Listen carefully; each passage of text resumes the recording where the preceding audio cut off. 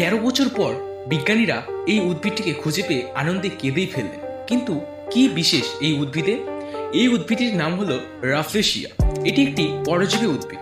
এর অর্থ হলো এ নিজে সালোক সংশ্লেষ করে না, এটি একটি অন্য উদ্ভিদের উপর নির্ভরশীল করে বেঁচে থাকে।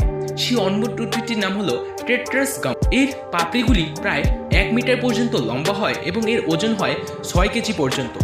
এর বিশেষ আকর্ষণটি হলো এর ফুল ফোটার আগে যে কুঁড়ি হয় সে কুঁড়ি বিকশিত হওয়ার জন্য প্রায় 9 মাস সময় নেয় এবং কুঁড়ি ফোটার পর যে ফুলটি হয় সেটি 1 সপ্তাহ পর্যন্ত ফুটে থাকে। তাই এটি দেখাও খুব বিরল। তা বিজ্ঞানীরা খুবই কষ্টের পর এবং 13 বছর অপেক্ষা করার পর ইন্দোনেশিয়ার ঘন জঙ্গলের মধ্যে 13 বছর পর 2025 সালের 20 নভেম্বর এই উদ্ভিদটি দেখতে পেয়েছিলেন এবং তারা আনন্দে দেখে কেঁদেই ফেলেছিলেন।